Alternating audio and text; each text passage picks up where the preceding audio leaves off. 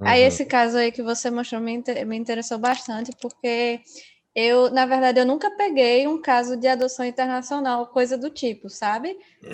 Eu pegava mais, era de estado em estado, mas me interessou bastante esse vídeo aí. E eu queria saber, você sabe me dizer como que terminou essa história? Eu vou contar hoje, é um tema da nossa aula.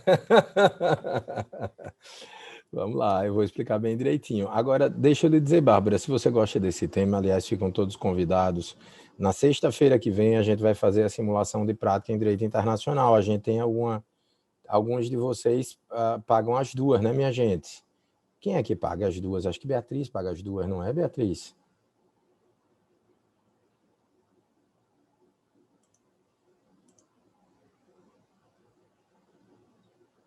Não tem ninguém que paga as duas? Eu achava que tinha. Ninguém? Mais ou menos, exato, Cádia, exato, exato. Pessoal, não tem ninguém que pague as duas, porque tem gente que fica de uma turma para outra. Bom, o fato é que eu vou aqui postar, e isso, perfeito, Cádia. Eu me lembro que tem algumas pessoas que ficavam de uma turma para outra. Eu lembro do seu, eu lembro, isso, perfeito. Eu lembro do seu tema da violência, da interseção com a violência doméstica, sim, Cádia, no seu tema. Aliás, pessoal, lembrando que vocês já precisam colocar as suas listas lá individualmente no Trello para começarem a preencher, viu? Eu vi que alguns fizeram, mas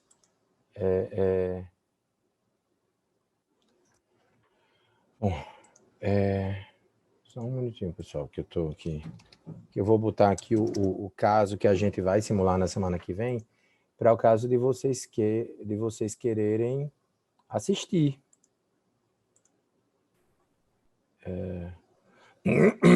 Pessoal, qual vai ser o horário da simulação? É antes da nossa aula, se vocês tiverem essa aula. Na semana que vem, na semana não, desculpa, sexta-feira.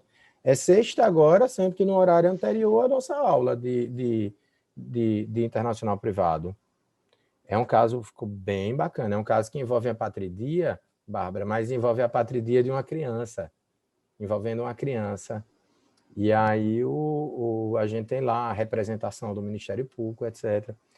Mas aí tem algumas coisas que você que disse que trabalhou, no caso, você trabalhava no Ministério Público Estadual, atuante na vara da infância, não é isso? No Ministério Público da Infância, não era, Isso, Bárbara? exatamente. Perfeito. Você vai ver que nesse caso, Chan, a coisa meio que vai se deslocar, sabe? Da Justiça Estadual, o caso não vai ser tratado na vara da infância, nem na vara da família, né? Vou explicar direitinho a vocês. E vai ficar bem claro, vocês vão ver. Então, a nossa aula de hoje vai dizer respeito a esse caso, né? Eu vou contar um pouquinho a história. Eu sei que ainda estou devendo a vocês a conferência do tratado, mas para a gente não ficar só naquele tema, a gente volta ao tratado numa janelinha, né, para a gente poder voltar aqui a conteúdo também, certo? Então, eu ainda estou devendo a finalização do tratado, mas não vai ficar prejudicado, inclusive porque, pessoal, isso aqui é um instrumento de cooperação jurídica internacional. A gente traz, porque ela... agora eu estou vendo. Marina, Ana Paula e Vitória, né, pessoal? Elas estavam aqui. Ok, pessoal. Então, vocês me digam inicialmente o que é que vocês acharam aí do caso, o que é que chamou a atenção. Eu já vi que Bárbara gostou. Me conte aí, Bárbara. Ou gostou, não gostou, claro, né? Não gostou do caso, mas achou o caso interessante. Me conte aí o que é que você percebeu do caso, Bárbara, por favor. Eu achei interessante, mas a questão tanto do direito dos pais, né, de ter os filhos junto consigo. Aí quando eu entrei, o vídeo já estava rolando. Eu não pude entender como foi que essa criança veio parar no Brasil. Tipo assim, a mãe levou o filho sem avisar para o pai, algo assim, foi? Isso, a lógica da subtração internacional de menores é essa. Há um deslocamento da criança do foro da residência, seja de forma forçado, sorrateira, ou, eventualmente, há o deslocamento consentido e o não retorno de forma dissimulada, ou não Eu acho que retorno proposital. o que me chamou a atenção foi exatamente essa parte, porque eu trabalhava muito com questão de pedido de autorização de viagem, sabe? Aí a gente vê que é uma burocracia enorme aqui, principalmente aqui no estado, no TJ daqui, porque o juiz faz toda uma audiência, uma citação, tudo um processo bem grande para ter certeza que a criança ela vai viajar, ela tem data de retorno, ela vai morar lá, se o pai aceita, tudo. Aí eu fiquei surpresa com esse negócio da mãe provavelmente ter fugido dos Estados Unidos ou algo assim, e ter conseguido levar o filho junto com ela. É porque, na verdade, a legislação brasileira nesse ponto, quanto à restrição de viagem, é mais burocrática e, nesse sentido, mais protetiva. Então, realmente é mais difícil que uma criança fuja efetivamente do país sem o consentimento do pai. Mas o que pode acontecer, ou vice-versa, né? Ou sem o consentimento da mãe, ela fugindo com o pai. O que pode acontecer efetivamente na prática é a criança não voltar, né? Ou seja, a criança se deslocar para o país da mãe ou do pai, com ele ou ela, e não voltar para o local de residência onde teria ficado o pai ou a mãe, conforme o caso. E isso vai caracterizar a subtração também. Né? E aí eu vou contar alguém... Pois não, claro. Eu ficava imaginando exatamente uma situação dessas acontecendo quando eu pegava os processos que os pais começavam a brigar, um dizendo que a mãe ia levar e nunca mais ia voltar, etc. Aí eu ficava imaginando o que poderia acontecer se ela realmente, ou ele realmente levasse ela embora e nunca mais voltasse, porque teria toda uma operação jurídica, né, para tentar conseguir a criança de volta. Isso. E aí a Convenção da Haia tem justamente esse objetivo, garantir o retorno da criança. Você teve situações de conflito entre pai e mãe quanto ao deslocamento da criança, foi? Nossa, várias vezes. Toda vez que eu pegava um processo de autorização de viagem, eu sentia como se eu estivesse na vara de família, porque os pais começavam a discutir sobre, tipo assim, porque a mãe vai levar, não vai saber cuidar direito, o menino vai passar fome lá, alguma coisa assim, tipo, só uma viagem de, sei lá, uma semana já dava toda essa confusão, porque os pais normalmente eles eram brigados um com o outro. Aí, se tivesse autorização do pai, por exemplo, já não precisava entrar na justiça, mas aí o pai ignorava os pedidos, enfim, dava toda uma confusão de família. Mas isso com pais de nacionalidade brasileira, os dois, ou com pais com Isso, nacionalidades diferentes? isso. É porque, tipo assim, por exemplo, para viajar para fora não precisa da autorização do outro pai, Uhum, aí já tinha uhum. toda essa confusão. Entendi. No caso isso se agrava nessas circunstâncias aqui em que houver a nacionalidade, em que um dos pais tenha nacionalidade não brasileira, né? Porque aí fica o risco de efetivamente não voltar mais, né? Que é basicamente o que aconteceu aqui no caso. Mas alguém já conhecia esse caso? Chame a gente.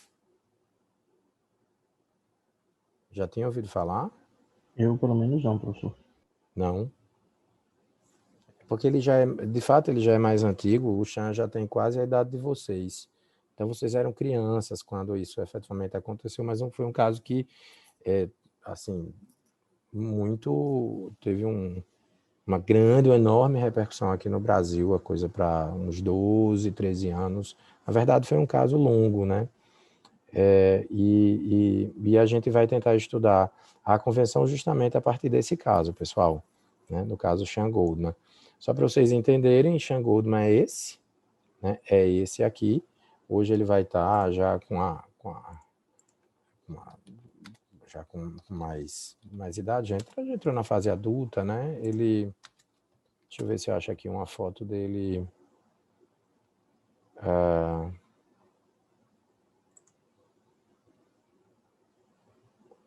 Deixa eu ver já uma foto dele. Chan Goldman. Deixa eu ver aqui, ver se eu acho 2020. Eu não vou ter especificamente mais recente, mas em 2019 isso já era ele. Esse aqui é o David Goldman, o pai dele. O que foi que... já tinha, Bárbara, me conte aí. O que é que você tinha ouvido falar a respeito do caso? Foi Cádia, professor. Eu não tinha ouvido Desculpa, falar, Cádia, não. me perdoe, desculpa. O que é que você já tinha ouvido falar, Cádia?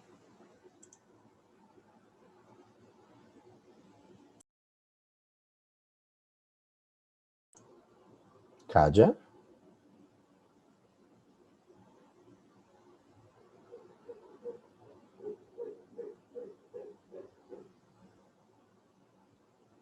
Cádia? Será que ela não está mais aí? Ela caiu ou não?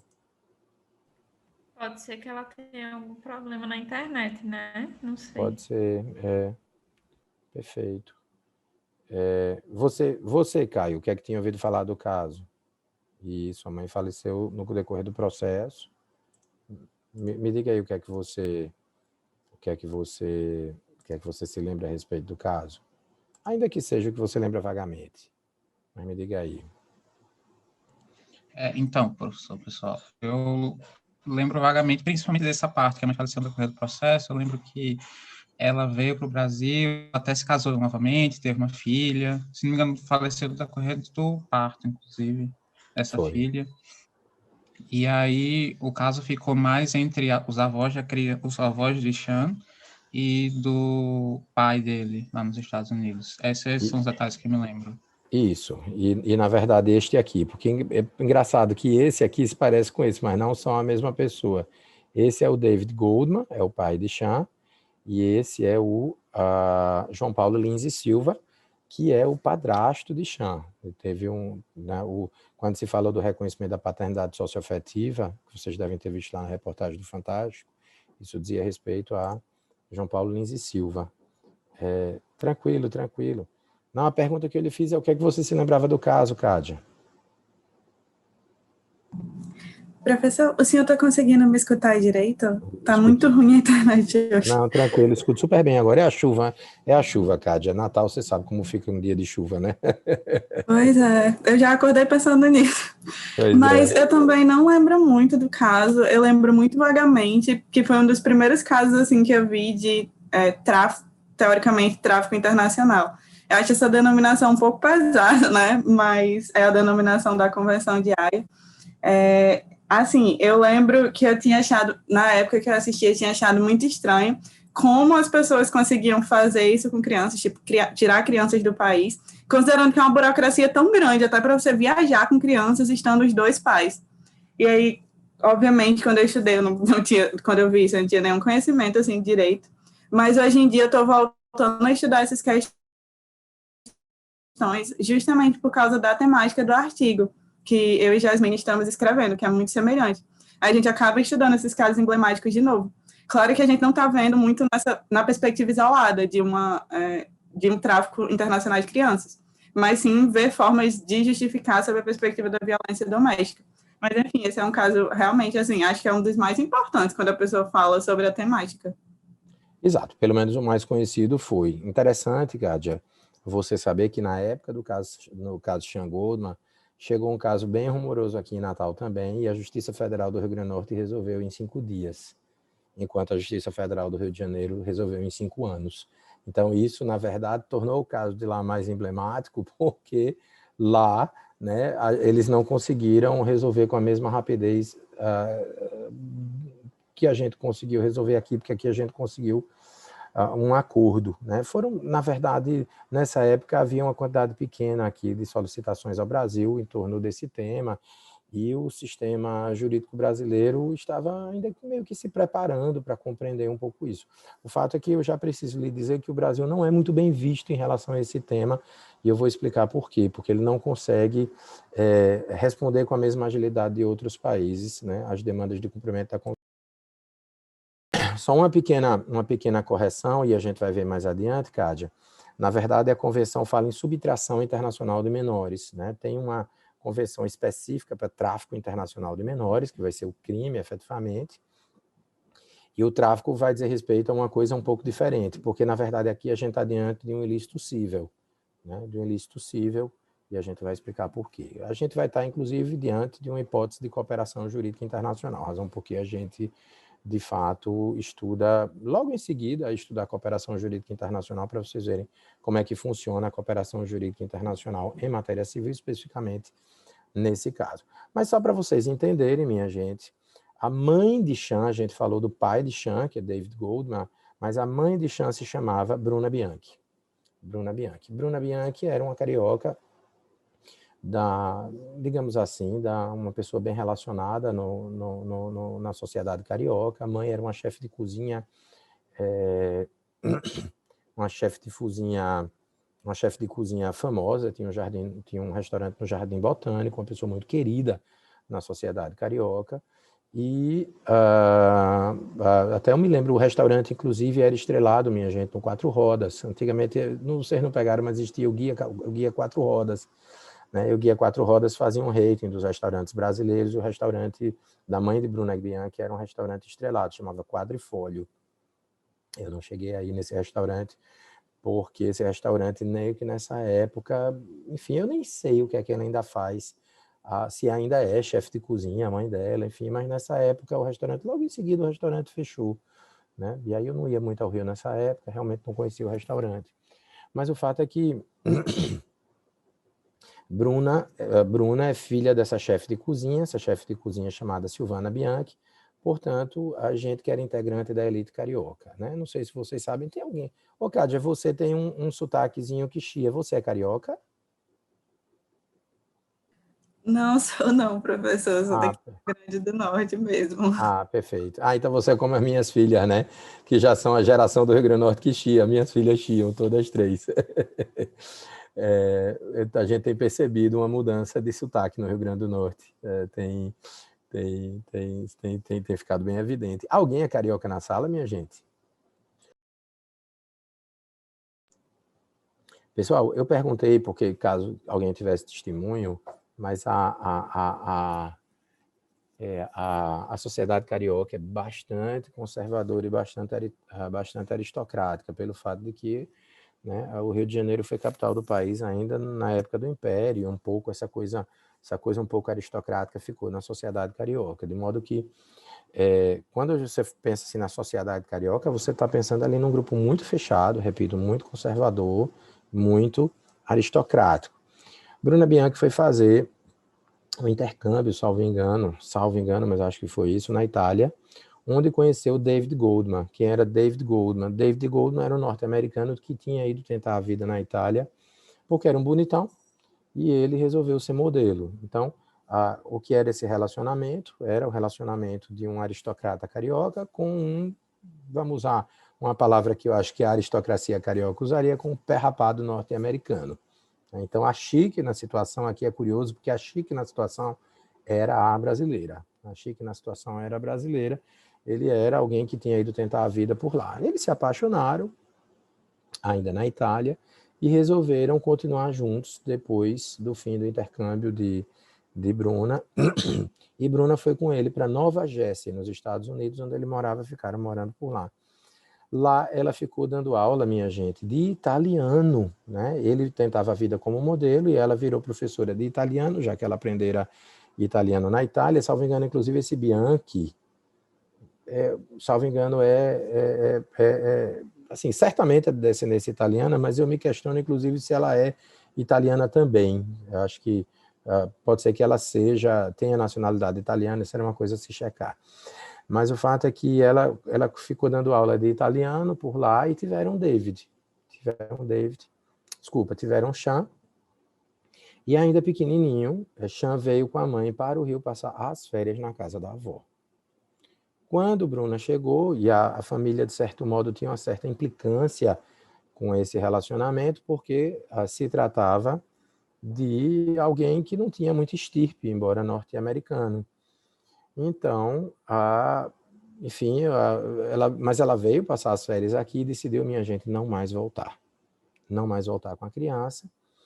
E aqui ela começou um relacionamento com João Paulo Lins e Silva, ele também de uma família tradicional do Rio de Janeiro, né? O sobrenome Lins e Silva, devem lembrar vocês, Evandro Lins e Silva, que foi ministro do STF. Detalhe, João Paulo Lins e Silva é advogado e atua justamente na área de família. Vocês podem colocar aí no Google João Paulo Lins e Silva, vocês vão achar aí o portfólio, o site, o portfólio do escritório, vão ver que ele trabalha na área de família. Eu digo isso, inclusive, porque conceitos, por exemplo, como a paternidade socioafetiva, eram conceitos muito novos naquela época. Hoje em dia, quando você estuda família, na Beatriz, né, se for a professora de vocês, vai falar em paternidade socioafetiva na mesma hora. Naquela época, não. Era realmente uma construção mais doutrinária, uma coisa um pouco mais sofisticada, que era incomum de a gente encontrar no foro. O fato é que ela voltou, pessoal, e conseguiu a guarda no Tribunal de Justiça do Rio de Janeiro, né? No caso, numa vara de família, Bárbara, uma vara de família vinculada ao Tribunal de Justiça do Rio de Janeiro, né? E aí eu não preciso dizer, Bárbara, que isso já seria questionável, porque o que a Convenção estabelece, no caso a Convenção de Haia, é que, né, e aí genericamente só para vocês entenderem, a Convenção, e aí eu peço atenção, Cádia Jasmine, ao texto da Convenção, porque a Convenção, na verdade, estabelece uma regra de foro. Uma grande reflexão que vocês farão no trabalho de vocês vai dizer respeito às questões de direito material envolvidas e o papel da mulher nesse contexto. Mas a Convenção estabelece uma regra de foro. Qual é a regra de foro? É a de que a definição da guarda numa situação como essa deve ser tomada no foro do domicílio do casal antes desse deslocamento. Aliás, para ser mais preciso, no foro do domicílio da criança. Então, se a criança morava em Nova Jersey, nos termos da convenção, a guarda não poderia ser deferida no Tribunal de Justiça do Rio de Janeiro, ou por uma vara do Tribunal de Justiça do Rio de Janeiro. A guarda precisaria ser definida numa vara de família em Nova Jersey, nos Estados Unidos. Não foi o que aconteceu na prática, né? Se pressupôs que a criança teria domicílio no Rio de Janeiro, em função do deslocamento da mãe, e se reconheceu a guarda à mãe inicialmente. O David Goldman se surgiu contra isso, isso tem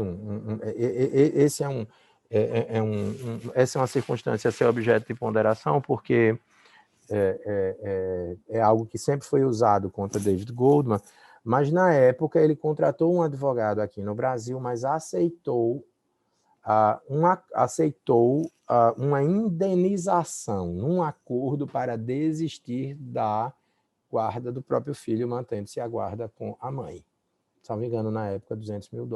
Aí, enfim, eu não vou saber exatamente qual foi o momento em que aconteceu, mas o fato é que ele aceitou uma indenização para desistir do processo, certo? E eu acho que, salvo engano, foi justamente nessa época. Então, ela propôs a ação aqui no tribunal, numa vara de família do Tribunal de Justiça do Rio de Janeiro. A guarda provisória foi deferida e, ao final, houve um acordo com o pagamento de $200 mil, né? A família tinha condições ali de efetuar um pagamento de indenização maior, foi efetuado um pagamento de $200 mil para que a criança ficasse no Brasil. Quando foi, pessoal, depois... Praticamente compraram a criança, né? Mais ou menos isso, Agora, isso é muito comum, esse tipo de indenização é incomum no Brasil, Maria Júlia, mas é mais comum nos Estados Unidos, onde o direito monetiza com maior facilidade as relações jurídicas. O fato é que isso aconteceu. Até vou lhe antecipar, segundo o David, isso, na verdade, apenas pagaria as despesas com o advogado que ele tivera, de modo que ele alega que não foi um acordo para que ele ficasse com o dinheiro. A grande questão é que David, e aí eu não sei se foi nessa época, mobilizou muita gente nos Estados Unidos, criou uma espécie de um fundraising, de modo que, sabe, teve senador ao lado dele, artista, vocês viram ali na reportagem, até a secretária de Estado, eu vou depois explicar como foi que aconteceu, mas a mobilização foi grande e vocês sabem que uma mobilização dos Estados Unidos rende muito dinheiro, né? Tanto que depois, ao final desse processo, David criou lá uma espécie de organização não governamental de apoio às famílias que estivessem nos Estados Unidos na mesma situação, né? Porque sobrou dinheiro do que ele havia arrecadado. O fato é que a criança ficou por aqui, né? E o tema ficou esquecido por um certo tempo, sob lá os efeitos da coisa julgada do Tribunal de Justiça do Rio de Janeiro, da Vara da Família do Tribunal de Justiça do Rio de Janeiro, até que, já casada com João Paulo Lins e Silva, já casada com João Paulo Lins e Silva, Bruna Bianchi engravidou de novo, e aí foi ter uma menina, a menina nasceu, sendo, minha gente, que Bruna Bianchi morreu no parto. Bruna Bianchi morreu no parto da segunda criança. E aí foi um desespero, porque Chan, querendo ou não, já estava vivendo com João Paulo Lins e Silva, e aí João Paulo Lins e Silva teve o cuidado de pedir o reconhecimento também numa vara de família do Tribunal de Justiça do Rio de Janeiro da paternidade socioafetiva. A liminar, mais uma vez, foi deferida. E aí David não se conformou com isso e acionou a autoridade central dos Estados Unidos, dizendo que nesse segundo momento, isso é um momento interessante, porque é um aspecto interessante, porque num primeiro momento havia o deslocamento de Chan com a mãe para o Rio de Janeiro, mas ele fez acordo. E nesse sentido ele tinha perdido a iminência que é necessária para, vocês vão ver pelo texto da convenção, a iminência que é necessária para caracterizar a subtração internacional do menor. Né? E aí, qual foi o argumento da autoridade, no caso de David, da autoridade central dos Estados Unidos nesse segundo momento? No momento em que ela morreu, no entender dele, a guarda que fora deferida à mãe perderia sua validade e eficácia, e ele precisaria ser devolvido a David. Isso não foi feito, né? E pelo contrário, houve o deferimento de um liminar reconhecimento à guarda em função também do reconhecimento de uma paternidade socioafetiva. Então, Chan, nesse sentido, ficou no Brasil, e David disse, essa é uma segunda subtração do meu menino, porque o meu menino precisava, né, ser devolvido no momento em que a mãe faleceu. E aí, você quer falar, Maju? Que eu vi que você está segurando Pois não.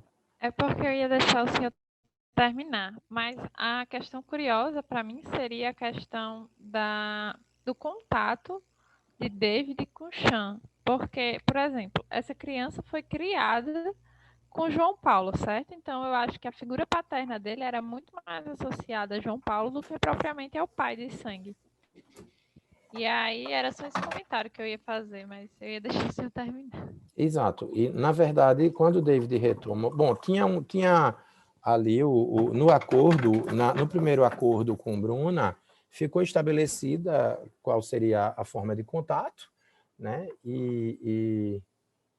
Ficou estabelecido qual seria a forma de contato e... exato, Pedro. Isso já é coisa mais recente. E o que você vai ver, Pedro, é que vai ter ali alegações mútuas de alienação parental, tanto por parte de David quanto por parte da avó. Né? Na verdade, aí depois ele terminou, né, vivendo com um pai, aí a gente não sabe realmente como é que a coisa aconteceu, mas o fato é que ele se estabeleceu, mas voltando, Maria Júlia, ele se estabeleceu ali, se estabeleceram os critérios de visita, né, e de contato de David com Chan, isso no primeiro momento, e depois, né, ainda que durante o processo, a longa batalha jurídica em torno da devolução da criança, isso também foi feito. O fato é que foi reconhecida essa paternidade socioafetiva em relação a João Paulo, portanto, com reconhecimento da guarda provisória, e aí David recorreu à autoridade central norte-americana, que pediu a devolução da criança.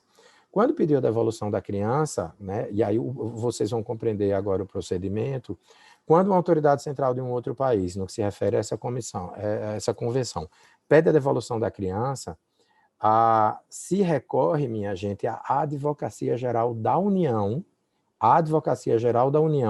para que postule em juízo a devolução da criança, no caso, eventualmente, inclusive, uma busca e apreensão de uma criança. Alguns aspectos interessantes aí é que a gente vê que é o próprio Estado brasileiro, através de sua representação judicial, que providencia a devolução da criança à autoridade central do país que requer. Esse é o primeiro aspecto. Inclusive, vai ter um departamento na AGU que vai ficar responsável por isso. E aí eu queria que vocês guardassem isso, sobretudo você, Cádia, e você, Jasmine, acho que é Cádia e Jasmine, né, que estão juntas, fiquem guardando isso, porque normalmente quem subtrai a criança é a mãe brasileira, já que vocês vão falar em violência doméstica, e a gente vai ter litigando contra a mãe brasileira a Advocacia Geral da União. Acho que esse é um aspecto importante para vocês refletirem a respeito. O fato é que a Advocacia Geral da União vai ser responsável pela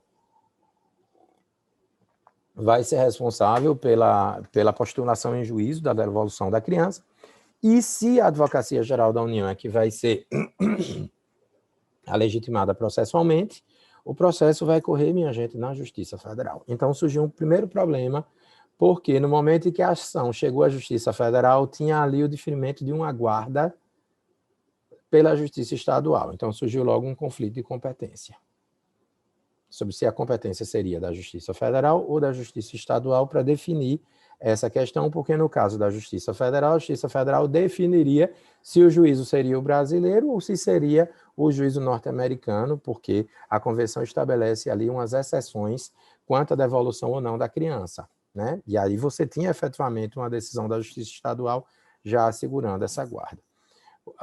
O pedido foi processado na Justiça Federal e se reconheceu que Chan deveria ser devolvido, pessoal. Sendo que, e aí isso foi uma batalha jurídica de alguns anos, Chan, para vocês terem uma ideia, demorou 5 anos para ser devolvido ao pai, enquanto aqui no Rio Grande do Norte, por exemplo, se conseguiu com um acordo, uma devolução em 5 dias. Chan demorou 5 anos, porque depois que houve o julgamento no âmbito do Tribunal Regional Federal da 2ª Região, ainda me surgiu uma liminar do ministro Marco Aurélio, proibindo a devolução de Chan, assim, no momento em que ele estava para ser devolvido. E aí, quando saiu essa liminar do ministro Marco Aurélio, a coisa realmente tomou maiores proporções em termos diplomáticos para o Brasil. Vocês viram lá na reportagem que havia mobilização de políticos norte-americanos.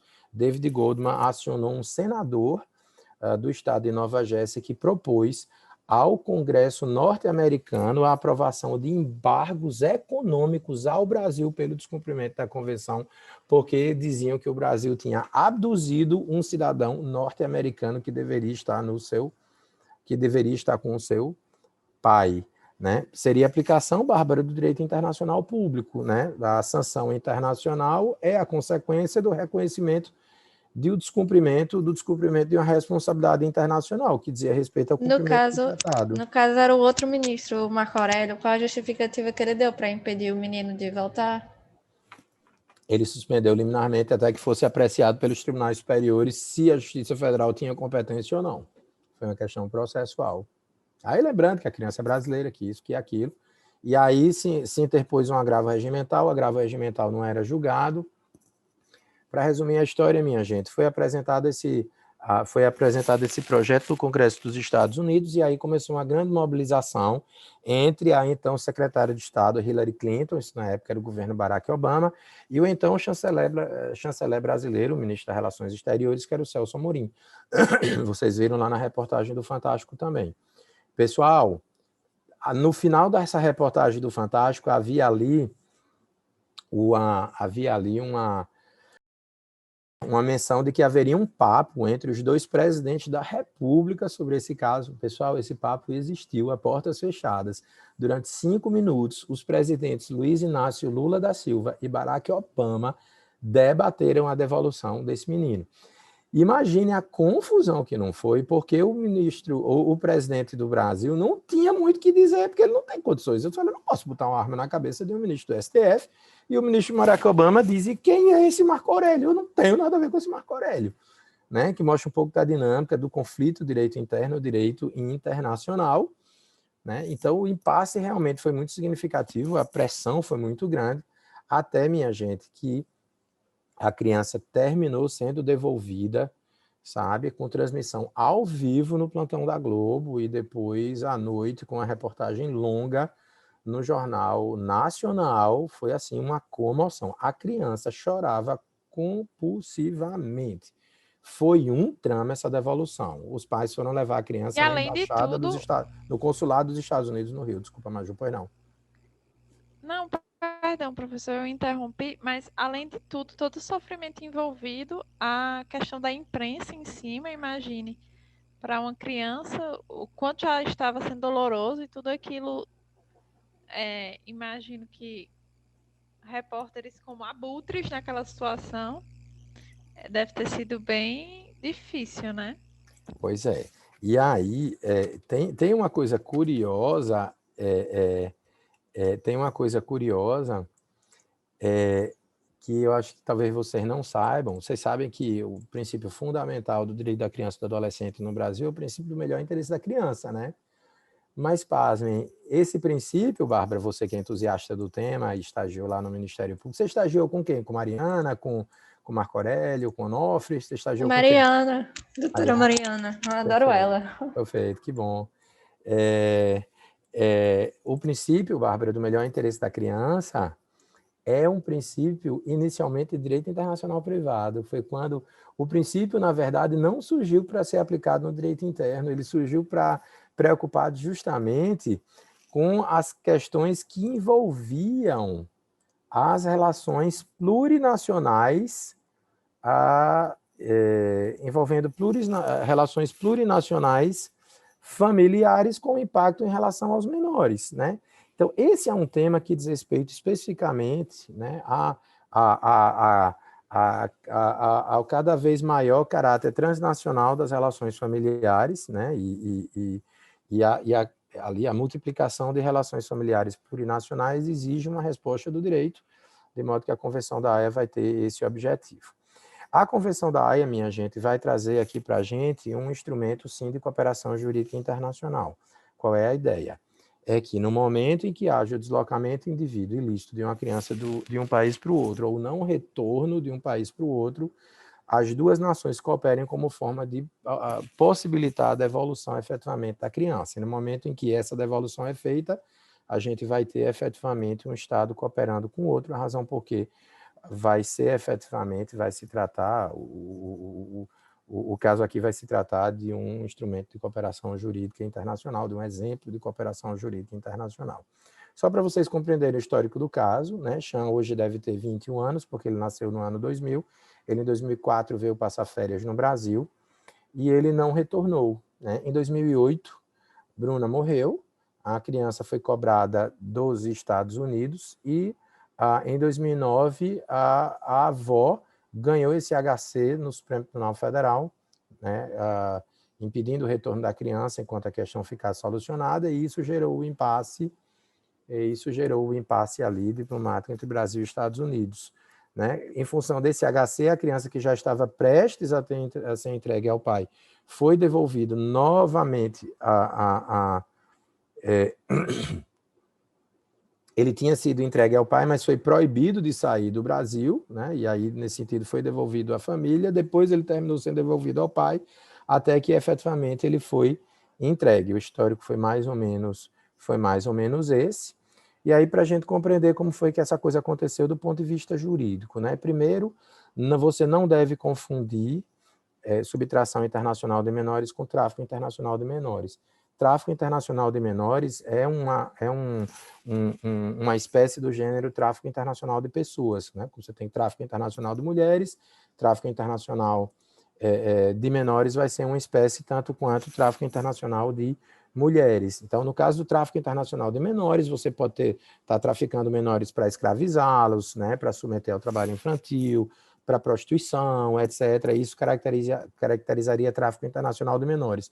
O tráfico internacional de menores, a princípio, ele não é realizado pelos pais da criança, né? Aqui o que a gente vai ter, no caso, é um ilícito cível, né? A relação, eventualmente a relação da mãe ou do pai que subtraem a criança é saudável e o problema ali é o deslocamento ilícito, não observando os critérios que a Convenção estabelece, mas não há nenhum problema em incolumidade física ou psíquica da criança ou submissão da criança a nenhuma situação socialmente indesejável.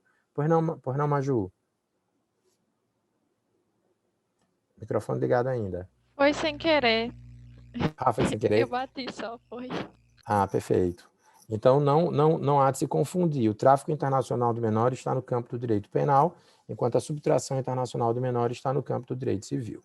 E quem vai, minha gente, quem vai regular o tráfico, a subtração internacional de menores é justamente a Convenção da Haia, como eu me referi para vocês, né? A Convenção da Haia vai estabelecer uma modalidade de cooperação jurídica internacional, né, na forma de auxílio direto, porque auxílio direto você estabelece aí o contato direto das duas autoridades centrais em torno de providências para a busca e apreensão da criança no país para o qual ela foi deslocada, né? A Convenção da Haia estabelece uma perspectiva global nas relações parentais e se presta assim um instrumento para rápido retorno através da busca e apreensão do menor, né? O objetivo da Convenção da Haia, pessoal, é estabelecer uma regra de foro, repito, uma regra de foro, garantir a aplicação, estabelecer e garantir a aplicação de uma regra de foro para estabelecimento de quem deve ficar efetivamente com a criança. Então, exemplificando com o caso de Chan. Como o domicílio de Chan era Nova Jersey no momento em que ele estava vivendo com pai e mãe, a Convenção estabelece que o foro competente para cuidar de uma eventual ação de guarda decorrente da separação dos pais será o foro do domicílio da criança, portanto, Nova Jersey. E por isso, à luz da Convenção, de fato, me parece que o Poder Judiciário do Estado do Rio de Janeiro não poderia conhecer desse pedido de guarda que ele foi formulado no momento em que Chan foi deslocado para o Brasil, né? Foi deslocado ilicitamente, no caso, ele foi deslocado licitamente com a autorização dos pais, mas o não retorno foi ilícito porque o pai não tinha expectativa de que a criança não fosse retornar. Então, nessa situação, tendo em vista o reconhecimento da ilicitude praticada pela mãe, que vai configurar aí subtração internacional do menor Chan, ele precisaria retornar para os Estados Unidos, para lá ser definida a guarda. Aí vocês me perguntam, mas a mãe poderia ter o reconhecimento da guarda e voltar para o Brasil? Poderia, eventualmente poderia. O problema é que o Poder Judiciário de Nova Jersey precisaria ser o foro competente para isso e não o Poder Judiciário do Rio de Janeiro. Certo, pessoal? Então, a ideia aí é que haja uma regra de foro. Se, porventura, não é observada essa regra de foro, recorre-se a um instrumento de cooperação jurídica internacional, que é esse auxílio direto previsto na Convenção, para que o país para onde a criança tenha sido indevidamente deslocada providencie a busca e apreensão respectiva e a sua devolução para o país de onde ela foi deslocada. Aqui no Rio Grande do Norte, Bárbara, o caso diz respeito a uma criança que teria sido indevidamente deslocada da Noruega. E aí o que é que aconteceu? Houve a marcação de uma audiência de conciliação de forma bastante expedita. Conciliação não era um instrumento muito comum ainda naquela época. Hoje vocês estudam o direito num ambiente completamente diferente, de amplo incentivo à conciliação, mas não custa lembrar que a resolução do Conselho Nacional de Justiça, que dispõe sobre tratamento adequado de conflitos e, portanto, sobre conciliação, é de 2010, é posterior ao retorno de Chan para os Estados Unidos, de modo que isso não era uma coisa muito comum aqui. E o nosso colega Zé Carlos aqui terminou recorrendo à conciliação e conseguiu que a criança fosse rapidamente devolvida. Muito em função disso, ele foi convidado, tendo visto o interesse que gerava o caso Chan, ele foi convidado para passar 15 dias circulando pelos Estados Unidos por instituições e universidades norte-americanas para compreender melhor como é que funcionava o sistema de cumprimento da Convenção da Haia nos Estados Unidos, né, e financiado lá dentro de uma comitiva pela Secretaria de Estado dos Estados Unidos, cuja titular na época era a senadora Hillary Clinton, né? Acho que, não sei se Hillary Clinton ainda é senadora, mas enfim, cuja titular era a ex-candidata a presidente Hillary Clinton. Então, ele, assim, circulou lá na Secretaria de Estado, Departamento de Estado, né? Circulou pelo Departamento de Estado, por algumas universidades, teve a oportunidade de debater o tema no Comitê do Judiciário do Senado, com alguns senadores, na comitiva que se deslocou para os Estados Unidos. Foi uma espécie de um reconhecimento pela forma ágil com que o problema tinha sido resolvido e me parece que as autoridades norte-americanas estavam tentando entender por que em Natal a coisa tinha sido rapidamente solucionada e não no Rio de Janeiro, especificamente nesse caso Chan. né? Mas, na verdade, ele conseguiu realmente aqui o acordo e a criança voltou efetivamente em 5 dias, certo? A gente tem alguns casos aqui no TRF da 5ª Região também, em Recife, etc. De vez em quando o pessoal aparece, viu, um negócio desse, depois a gente vai discutir a respeito. O fato é que a convenção vai dizer, no artigo 3º, quando é que você vai considerar ilícita a subtração do menor, né? E aí ela vai dispor que a subtração vai ser ilícita quando a violação do direito de guarda pela lei, a violação do direito de, quando houver violação do direito de guarda pela lei do estado onde a criança tem a sua residência habitual antes de sua transferência, ou quando há exercício do direito de maneira efetiva no momento da transferência. O que é que ela está dizendo aqui? Se porventura há violação do direito de guarda no momento do deslocamento da criança ou no momento da devolução da criança, ou seja, o direito é exercido de maneira efetiva, ou seja, ela traz a criança regularmente, mas não devolve a criança posteriormente. Então, você teria aí a caracterização da ilicitude, né, do deslocamento menor, portanto, sua subtração. No caso do Brasil, isso é um aspecto importante, pessoal. Esse deslocamento, essa busca e apreensão da criança necessariamente se submete a um procedimento judicial. E isso é importante ser dito porque não é assim que acontece em todos os países, minha gente. Em alguns países não há necessidade de recurso ao procedimento judicial para que isso seja feito. Portanto, o próprio conselho tutelar, por exemplo, de um outro país pode entrar na casa de uma determinada família e aí apreender a criança e devolvê-la ao país, né, de origem por meio da autoridade central.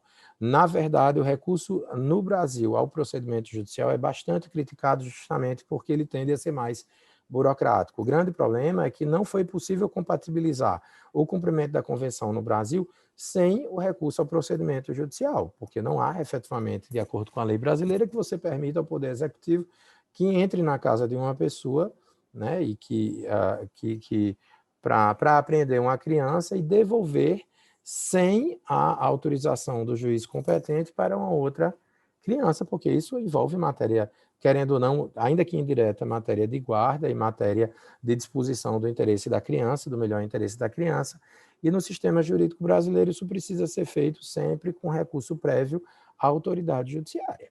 De modo que por isso que a coisa fica um tanto burocrática no Brasil. A competência disso, como eu disse a vocês, é da Justiça Federal. Durante um tempo isso foi discutido, porque, né, normalmente as questões de família são tratadas pela Justiça Estadual na vara da família e as questões que envolvem as crianças na vara da infância. De modo que essa é uma matéria que, se os pais fossem brasileiros, típica da Justiça Estadual, mas aqui o elemento de extraneidade envolvido atrai a competência pelas circunstâncias à Justiça Federal. De modo que, se numa prova de concurso fizerem uma pergunta genérica, o juiz federal julga matéria de família, vocês vão precisar responder que sim, excepcionalmente o juiz federal vai poder julgar matéria de família nessa situação. Embora, minha gente, o juiz federal, no caso, não defira a guarda. O juiz federal não defere a guarda. O juiz federal é garante do cumprimento da regra do foro estabelecido pela convenção. Ou seja, ele vai definir se a criança volta, e nesse sentido vai deferir-lhe a busca e apreensão para viabilizar esse retorno, e nesse sentido, no momento em que ele vai garantir a volta, vai garantir também o cumprimento da regra do foro, porque depois alguém vai poder pedir a guarda lá no Poder Judiciário da residência habitual da criança.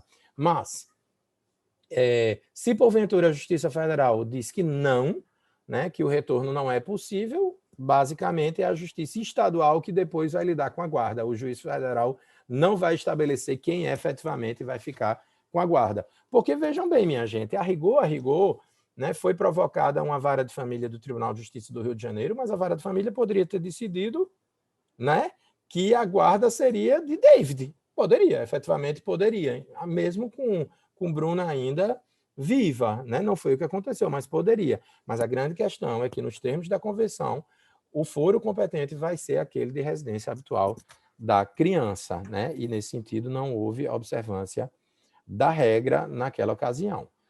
Antes de eu continuar aqui, pessoal, dúvidas?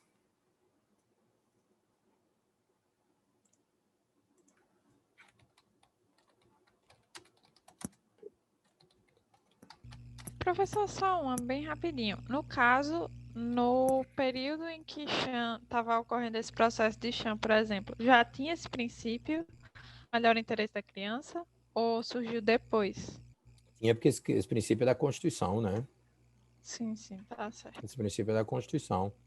É bem, é bem interessante porque realmente ele condiciona, né, a atuação de qualquer jurista brasileiro na área da criança.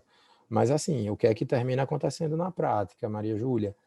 É você entender que o cumprimento da regra de foro atende ao melhor interesse da criança. E, na verdade, sendo justo, quando se pensou nisso, no melhor interesse da criança do ponto de vista transnacional, quando o princípio chegou ao direito internacional privado, antes mesmo de chegar no nosso direito interno no Brasil, a ideia justamente era você estabelecer um padrão internacional de funcionamento do direito em relação a esse tema. E isso diz respeito também à escolha de uma regra de foro, né? E aí tem um artigo, pessoal, que eu queria que a gente estudasse aqui, porque que são, na verdade, alguns artigos que dizem respeito às exceções, né, ao retorno da criança nos termos da convenção, né? Professor, Pois não. então, só para eu entender, se por um acaso, sei lá, se acontecesse de alguém, do mesmo jeito desse caso do Chan, a mãe vem para o Brasil, aí vai querer a guarda. No caso, primeiro ela tem que entrar na Justiça Federal para saber de quem seria a competência, se daqui ou de lá, para depois ver todo o processo de guarda, seria isso? Na verdade, era vamos supor, mas a mãe está praticando um ilícito ou um ato lícito? A criança veio escondida? Nesse caso dela foi um ilícito, não foi? Porque ela pegou o chão e disse que ia viajar e nunca voltou. Isso, ela precisaria devolver a criança e entrar com ação em Nova Jersey. Não seria na Justiça Federal. Quem entra com ação na Justiça Federal é a União para pedir a devolução da criança a requerimento da Autoridade Central dos Estados Unidos. Mas o que a convenção estabelece, basicamente, o que você extrai do texto da convenção, Bárbara, é que, ok, vamos supor, você está vivenciando um problema, vamos imaginar, você é quem está casada com o Chan, você está vivenciando com o David, você está vivenciando um problema com ele nos Estados Unidos, mas você tem Chan. Antes de você vir para o Brasil, saia de casa nos Estados Unidos e entre com ação de guarda lá em Nova Jersey. Depois você traz Chan para o Brasil. Entendeu? O que você não pode é deslocar a criança sem a autorização do juiz de família de lá. Entendi. E aí eu não preciso dizer, né, Kátia? Que aí fique com a cabeça fervilhando, porque você imagina, né? Imagina a circunstância envolvendo mulheres que sejam vítimas de violência, né? Não. Então, realmente, imagina, a mulher não trabalha, né? Lá como em Not Without My Daughter, né? É submetida ali a confinamento, a maus tratos, etc., etc., e precisar recorrer à autoridade, estrangeira, autoridade do país de nacionalidade do esposo, nessa circunstância, para poder garantir a guarda e, depois da garantia da guarda, ainda tem autorização para trazer a criança para cá, porque não necessariamente ela estaria trabalhando. O fato, minha gente, é que existem algumas exceções previstas na própria convenção. E essas exceções são, às vezes, difíceis de ser caracterizadas. Elas vão estar nos artigos 12, 13 e 20. O artigo 12 vai dizer o seguinte: quando uma criança tiver sido ilicitamente transferida ou retida, nos termos do artigo 3º, né? E aí vocês já sabem como é, e tenha decorrido o período de menos de 1 ano entre a data da transferência ou a retenção indevidas e a data do início do processo perante a autoridade judicial ou administrativa onde a criança encontrar, a autoridade respectiva deverá ordenar o retorno imediato da criança. Portanto, interpretando o preceito a contrário senso, se houver um gap de 1 ano, vamos supor que a criança tenha sido ilicitamente subtraída, certo? Mas houve o gap de 1 ano, pessoal, a regra de foro não mais se aplica. Você consolida o foro do local em que a criança está com a mãe, viu, Bárbara? Então, vamos supor que ela, no caso de Chan, após 1 ano do deslocamento da criança, no caso de Chan para o Rio, David perderia ali as prerrogativas que lhe são otorgadas pela convenção e o foro competente passaria a ser o do Poder Judiciário, poderia ser o Poder Judiciário do Estado do Rio de Janeiro, porque haveria ali, né, uma presunção de transferência de residência da criança. Você abriu o microfone. Mas aí conta, mesmo se o David tiver abrido um processo lá nos Estados Unidos Não, para tentar pegar de novo, conta não, né? não. É porque assim, quando ele fizer lá a denúncia à autoridade central dos Estados Unidos, o requerimento vai vir imediatamente, né? Agora, se ele esperar, vamos supor que a criança fique aqui 1 ano e ele não faça nada, e aí se presume que ele teria consentido com o deslocamento da criança, e nesse sentido ela vai perder a ilicitude que tinha anteriormente. Isso vai implicar também a transferência de residência e a transferência do foro. A autoridade judicial administrativa respectiva, mesmo após expirado o período de 1 ano referido, deverá ordenar o retorno da criança, salvo quando provado que a criança já se encontra integrada no novo meio.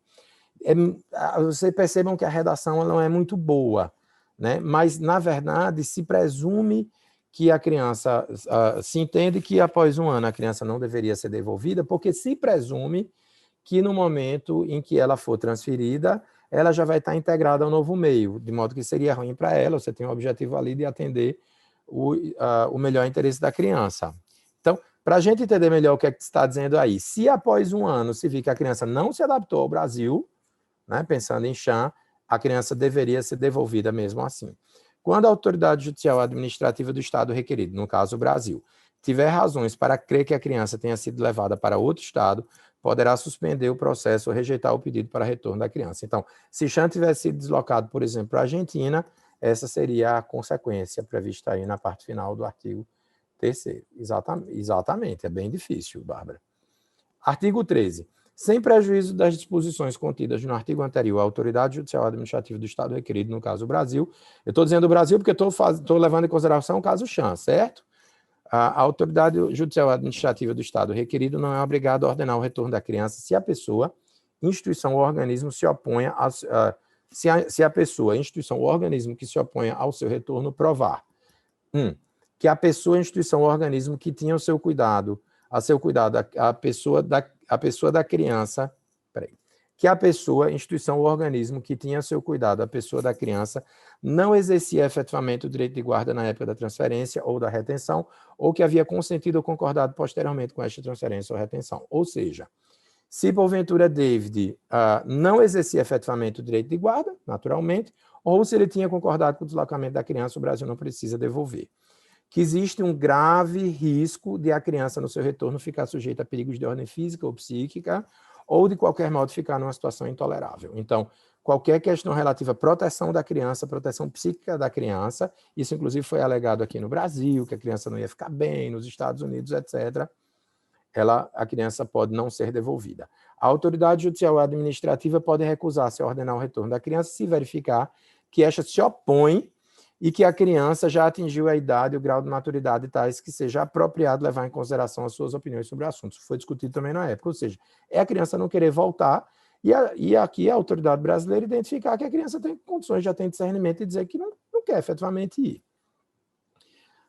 Ainda no artigo 13, ao apreciar as circunstâncias referidas neste artigo, as autoridades judiciais ou administrativas deverão tomar em consideração as informações relativas à situação social da criança fornecidas pela autoridade central ou por qualquer outra autoridade competente do estado de residência habitual da criança.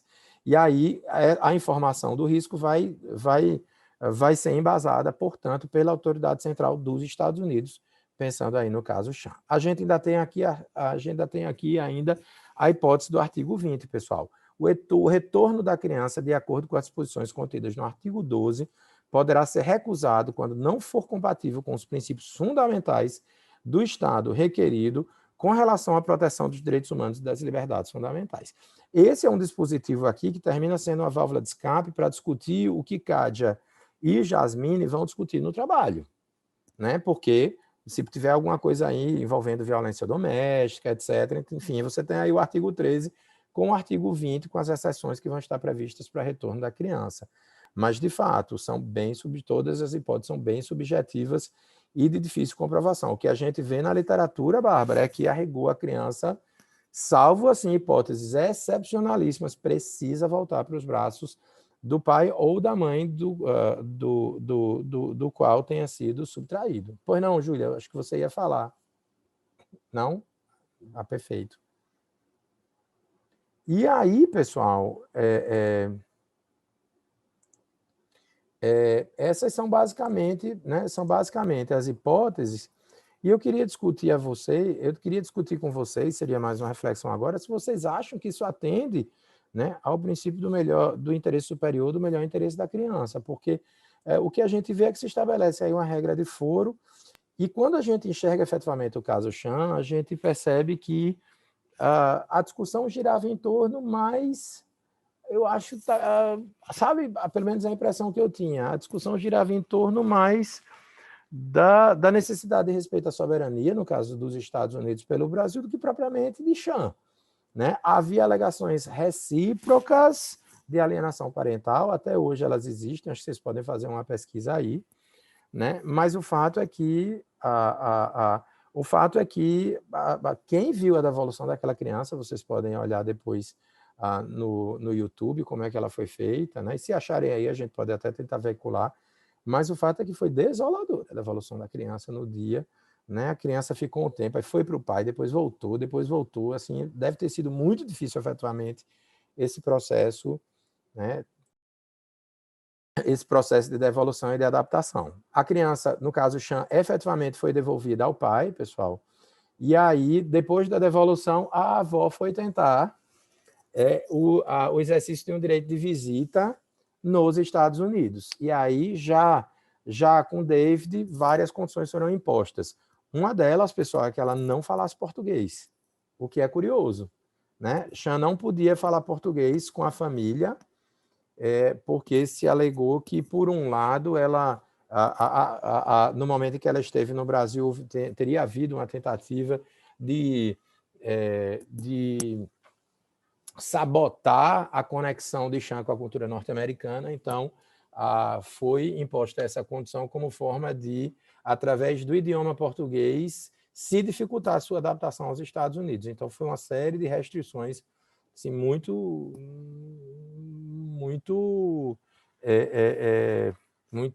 densas, muito fortes, que foram impostas, né? E aí eu já não tenho efetivamente muita informação em relação aos tempos mais recentes, né? Pedro colocou aí que Chan teria rompido efetivamente o contato com a avó materna, que seria a avó norte-americana, mas o fato é que a avó brasileira. Mas o fato é que eu não tenho efetivamente muito contato. Inclusive, no nosso programa de bonificações, eu vou trazer aí se alguém quiser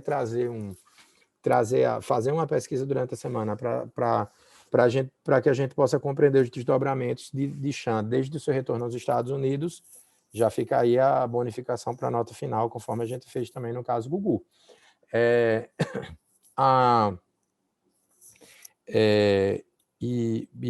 Dúvidas, pessoal, porque senão eu tenho uma observação a fazer em relação a essa questão de gênero.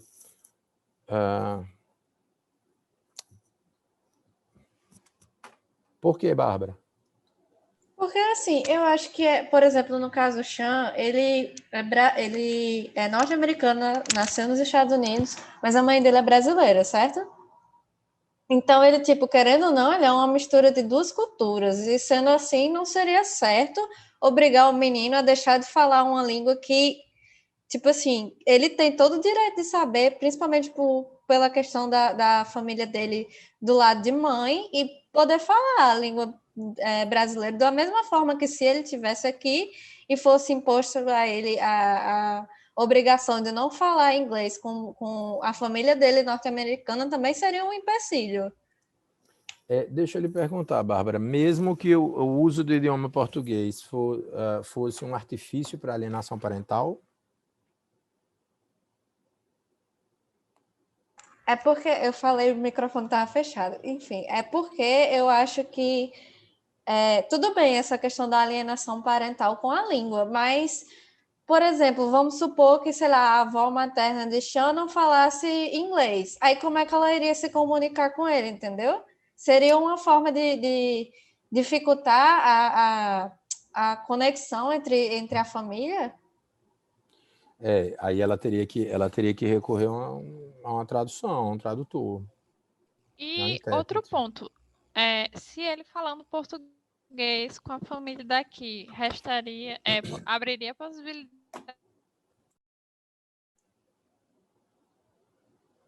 Cortou, de Maju. alienação parental por parte do pai, né? Eu não entendi. Vocês entenderam o que Maju disse, minha gente? Cortou, Maju, desculpa. Cortou aqui. Eu acho que foi minha internet, gente. Vocês me escutam agora? Agora sim. A questão era o seguinte, de que se dele ser proibido de falar português, era para evitar alienação parental, porque cria alienação parental por parte da família paterna, por exemplo. Mas aí ele estava nos Estados Unidos, né? Ele estava nos Estados Unidos, que era o local de residência habitual. Lembrando que ele estava precisando... Bom, eu não tô justificando, estou explicando. Ele estava precisando se readaptar aos Estados Unidos depois de 5 anos. Então ele precisava efetivamente falar inglês. E acho que talvez a ideia fosse de que se ele falasse português, ele teria maior dificuldade de adaptação aos Estados Unidos e talvez revendo alguns traumas que ele teria vivenciado no Brasil. Eu não sei se está certo ou está errado. Eu vou concordar com Bárbara, dificilmente no Brasil, porque querendo ou não, o uso de idioma, né, não deixa de ser um direito fundamental, né, um direito linguístico. Então, integra ali o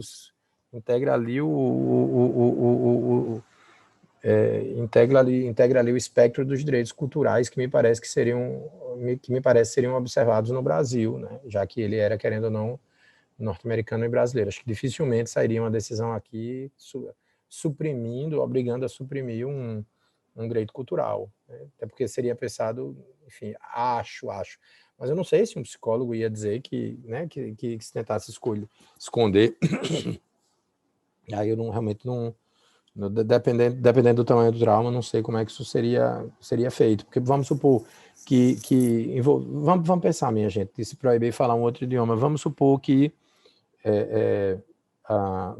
a criança tivesse sido vítima de abuso sexual nos Estados Unidos e tivesse vindo ao Brasil, abuso sexual por parte do pai. Mas os avós não têm nada a ver com isso, né? E os avós queriam ali garantir o direito de visita, os próprios avós teriam repudiado o que fizeram o pai, etc. Será que os avós seriam proibidos de usar o idioma inglês? Ou poderiam ser proibidos de usar o idioma inglês, evitando que a criança rememorasse aqueles fatos que teriam causado tanto trauma? Né? Não sei, talvez, dependendo de como fosse opinado por um psicólogo, já seria uma circunstância diferente, né? Mas, enfim,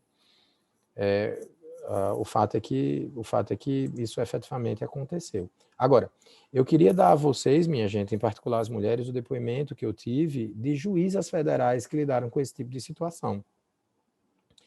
Porque, normalmente, no Brasil, não preciso dizer a vocês, os casos, as estatísticas no Brasil mostram que as brasileiras praticam mais ilícitos do que os brasileiros, né? As brasileiras, as mulheres praticam mais o ilícito do que os brasileiros, e que há mais crianças vindo para o Brasil, deslocadas para o Brasil ilicitamente, do que deslocadas do Brasil ilicitamente. A estatística é essa. Ou seja, uma mulher brasileira que casa com um estrangeiro e vai morar no país dele, normalmente com um europeu. E aí, portanto, esse caso aqui de Chan é um caso muito curioso, repito, porque a criança veio deslocada para o Brasil e a chique da situação era a brasileira, a aristocrata era a brasileira, o norte-americano era o pé rapado, né, na circunstância, não é o que normalmente acontece. E aí eu não preciso dizer que muitas mulheres aqui em Natal, isso foi muito comum durante um certo período, quando vocês eram crianças, vinha muito estrangeiro por aqui. Eu tive alguns aborrecimentos naquela época, eu me lembro logo que eu entrei na justiça, assim, em 2003, era muito comum, os bares ali na orla de Ponta Negra eram bons, hoje em dia é tudo destruído, mas era ótimo. Então eu fui num dia de férias, fui no sábado à tarde, num dia de semana até, numa época de férias, fui num dia de semana à tarde tomar um chopinho com um amigo, ele era procurador da República, também recém-empossado, e eu vi um italiano chegando e se encontrando com 2 brasileiras, né? E ali em público o italiano começou a palpar os seios das brasileiras assim na nossa frente, e aí eu fiquei muito constrangido com aquilo. Eu disse, ô Ronaldo, esse país não é sério, porque eu sou juiz federal, você é procurador da República, tem esse cara aqui do nosso lado fazendo isso, e a gente não toma providência. Vão dizer que a gente é arbitrário, um negócio desse. Então, assim, era muito forte o mercado de prostituição aqui em Natal, e conta a lenda que a polícia teria feito uma batida num bar ali em Ponta Negra, naquela época, tinha entrado no bar, diz que tinha 300 pessoas no bar, dentre os quais 200 brasileiras e 100 estrangeiros. Então, todos os homens eram estrangeiros e todas as mulheres eram brasileiras. O que terminava acontecendo é que, prostitutas ou não, muitos estrangeiros se apaixonavam pelas brasileiras, levavam para as brasileiras para morarem com eles na Europa. E não raras vezes, essas mulheres, quando chegavam na Europa, passavam a ser destratadas, passavam a ser vítimas de abuso, etc, etc. Não raras vezes isso acontecia. Sendo que elas tinham filhos e precisavam desesperadamente fugir daquela situação. Então, o grande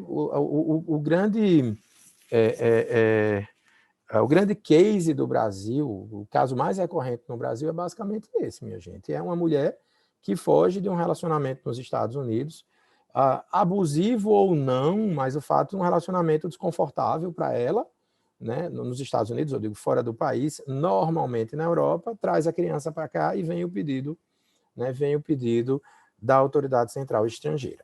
Quando chega aqui, pessoal, e nesse sentido as juízas ficam muito impressionadas porque vem uma equipe em favor do estrangeiro extremamente bem qualificada, porque quem defende o interesse do estrangeiro aqui, supostamente defendendo a convenção, é a Advocacia Geral da União.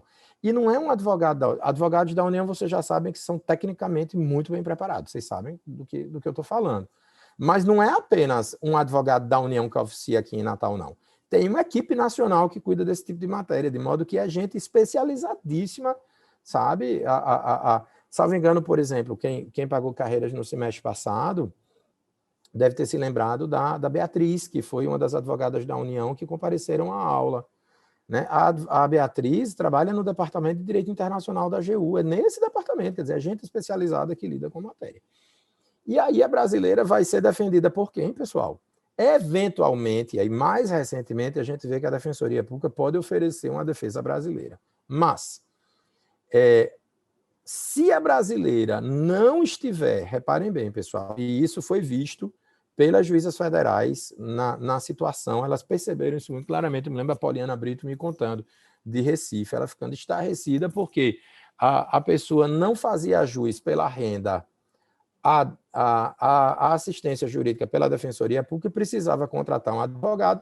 Vamos supor, se for uma pessoa muito, muito rica, pega um advogado top que está lá à altura de um advogado ou de uma advogada da União. Mas se for uma pessoa assim enquadrada ali numa condição social de classe média baixa, pessoal, essa pessoa está lascada, porque vai contratar um advogado generalista, uma pessoa que não terá condições efetivamente de litigar de igual para igual com a Advocacia Geral da União. E aí realmente as juízas ficaram muito impressionadas com a não observância da paridade de armas pela mãe, da paridade de armas às mães brasileiras nessa situação, né? Porque Deus sabe, porque a gente já viu que lá na convenção tem toda uma gama de preceitos, é verdade que um tanto subjetivos, mas que permitem a feitura de uma prova, a realização de uma prova, a produção de uma prova, para que se demonstre que a criança não pode voltar. E aí precisa efetivamente de alguém que seja especializado na produção dessa prova, e não é o que acontece efetivamente na prática. Uma outra colaboração que vocês podem me dar para a próxima aula gira em torno desse ambiente institucional. Vocês me pesquisarem se a DPU, né, se especializou a respeito disso, né, quais são os critérios de prestação da assistência brasileira. Mas assim, a experiência que eu recebi eu nunca peguei esse tipo de processo, pessoal, mas a experiência que eu recebi já de umas 2 juízas foi basicamente essa.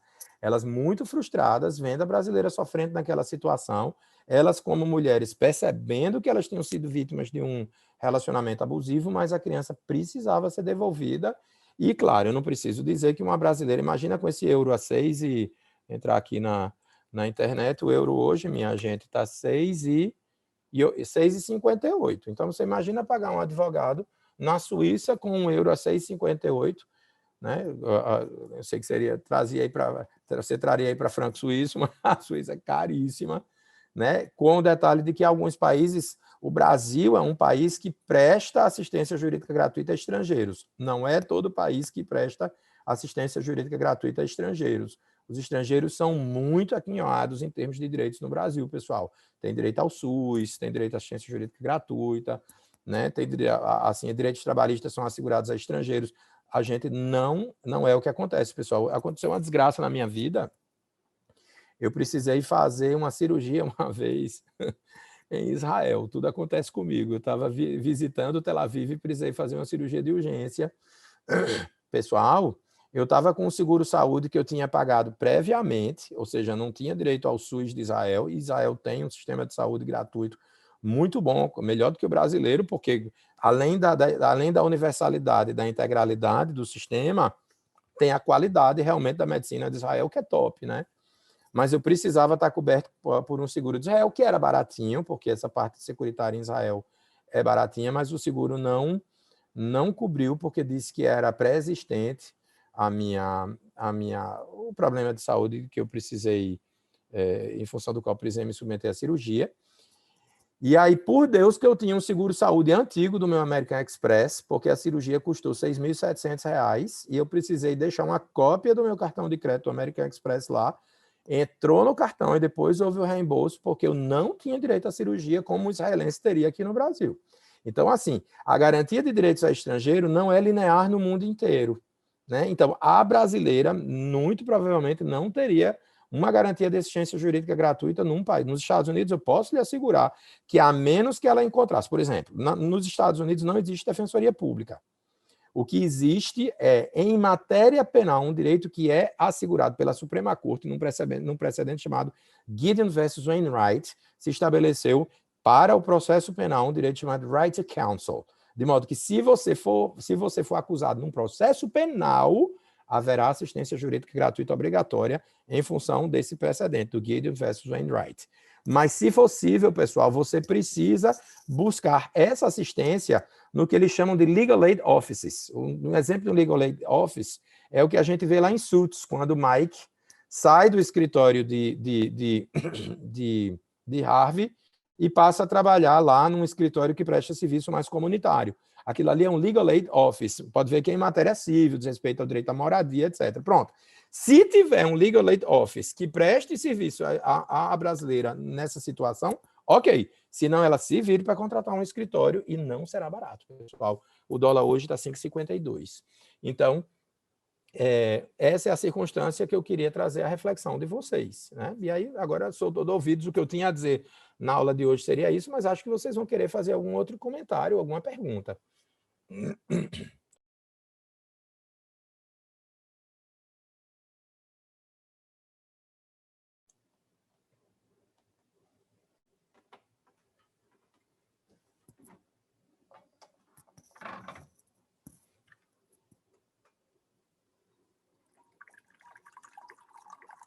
Nada, pessoal?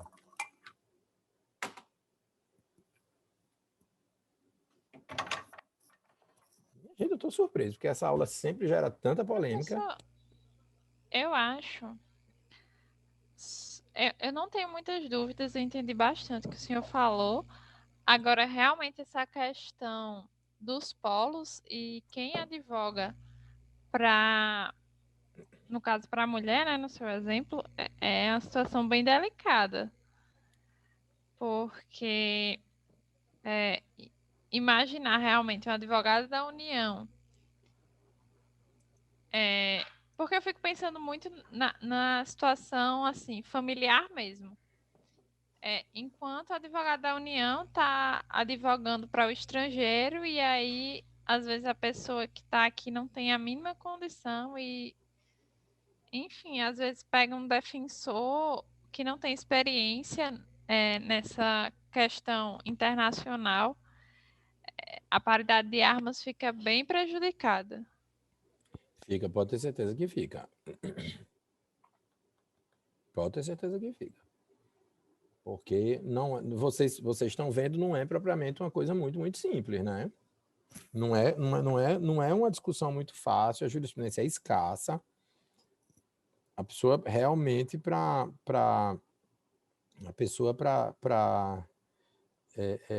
se submeter uma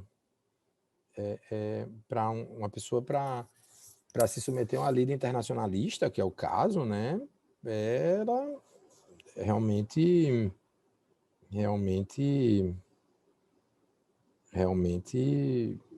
precisa ter uma certa experiência, né? E realmente não é o que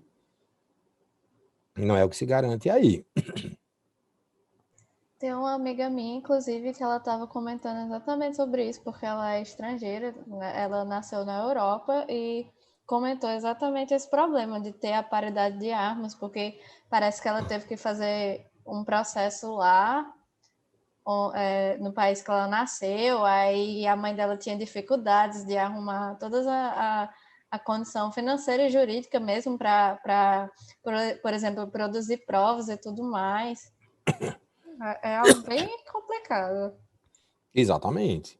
Nesse ponto, o Brasil é muito acolhedor para estrangeiros, sabe, minha gente? Ele oferece realmente uma condição de você, de um estrangeiro, minimamente, claro, porque a condição de estrangeiro já é uma condição muito difícil. Eu morei fora do país 2 vezes, sabe, minha gente? E não é realmente fácil não é realmente fácil você estar na condição de estrangeiro, não, mas desculpa, mas o Brasil tenta minimizar isso. Não é todo o país, minha gente, não é todo o país em que isso efetivamente acontece.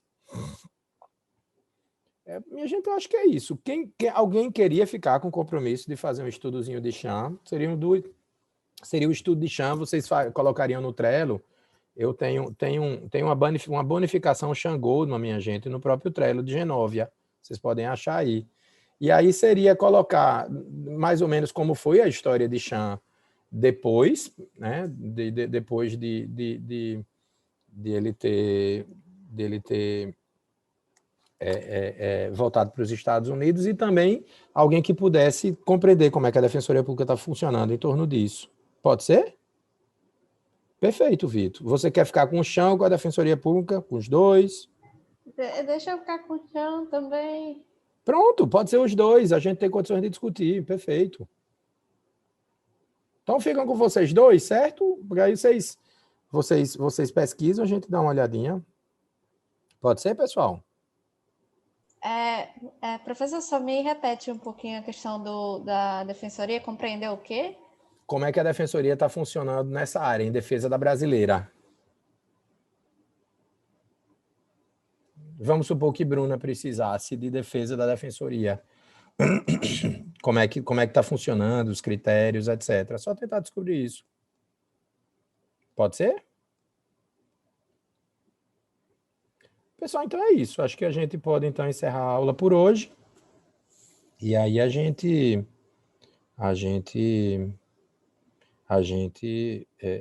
pode encerrar a aula por hoje e na sexta-feira a gente retoma, tá bom? Tá bom. Tchau, professor. Tenha um bom dia e uma boa semana. Vocês também. Obrigado, Maju.